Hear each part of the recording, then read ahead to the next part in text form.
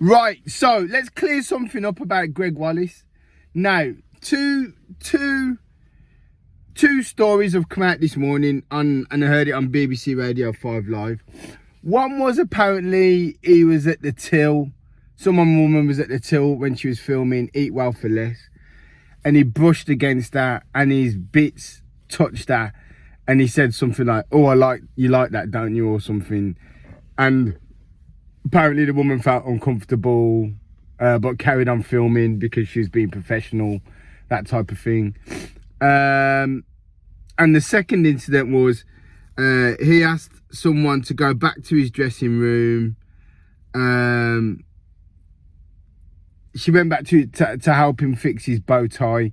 She went into the dressing room, and apparently a bit of his bits were showing, and she felt uncomfortable. This is in 2015 in filming, and hasn't said anything for 9 years. So this is where obviously Gregg needs to defend himself, but this is what I don't understand.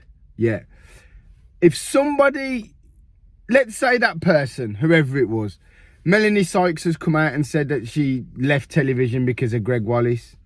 Or it might just be that Melanie Sykes just wants a little bit of attention, come out in the news, use this story, and she just never got any gigs after then. Who knows? Who knows what people's agenda is? Everybody has an agenda.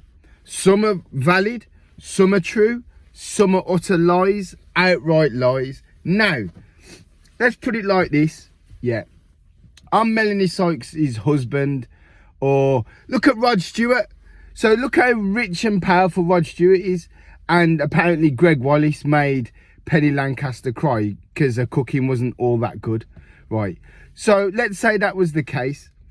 Her cooking wasn't all that good. Now,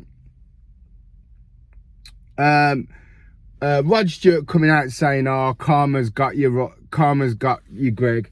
Now, maybe Penny Lancaster's, or whatever her name is, was it Penny? Whatever Rod Stewart's wife's called. Yeah, maybe her cooking wasn't that good. Look, we need to get away from this environment where you cannot give feedback because it might hurt your feelings.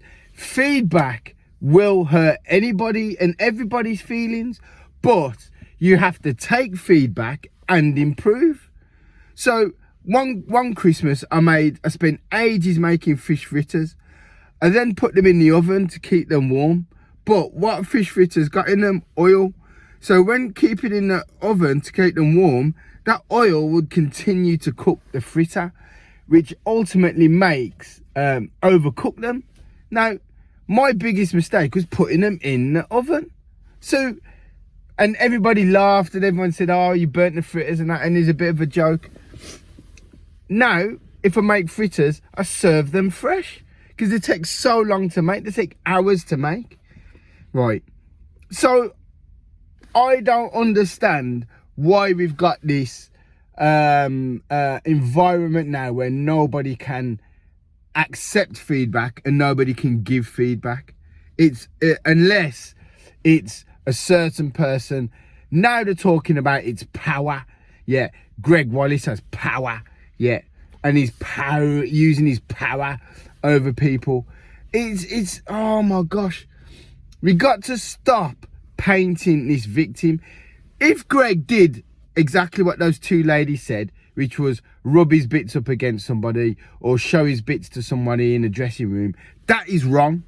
But why is it taking 9 years for these women to come out? Just say straight away to the production. He says, "Oh, yeah," but then they'll say, "Oh, but they're going to believe Gregg." Well, they're going to believe Gregg now. Because why is it taking so long for you to come out and say? I just don't get it. I don't get it. I was going through an incident myself where a member of staff was being racist towards me. Yeah. So I just said straight away. But to be fair, when I said something to her, she played the victim immediately. So what I'm saying is they can do it the other way. So you've got to do it first. So if somebody does rub their bits up on you, or if somebody is racist to you, say it straight away. Don't wait 9 years. Don't wait till everybody else is saying stuff, then you jump on the bandwagon. Because all I see is sheep and bandwagon. I don't see strong women coming out and doing strong things. All I see is bandwagon. Because you would have been a strong woman if the day that Gregg showed you his bits or rubbed his bits on you, you came out and said, Gregg Wallace in the changing rooms, or in the, what's it called? Not changing rooms. I've just said the word, I can't think of it. Showed me his bits.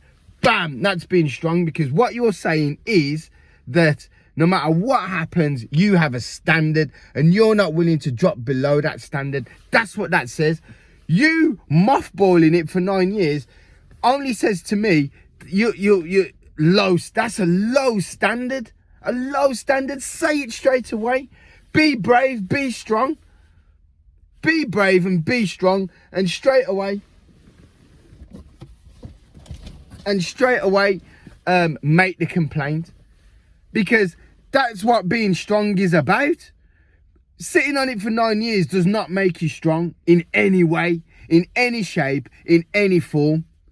In fact, it's embarrassing to come out after 9 years and say something that there's absolutely no evidence of. If you was being filmed, show the film, show the footage, ask the BBC to show the footage of when Gregg brushed past you because he was filming Eat Well for Less and rubbed himself on you and said, do you like that? So if they were filming, there's footage, show it, request it, freedom of access request it, get it shown, prove yourself right. Yeah. The time when Gregg invited you back to his trailer or changing rooms or wherever it was and asked you to fix his dicky bow, and you could see part of his bits and he made a gesture towards you. Yeah. On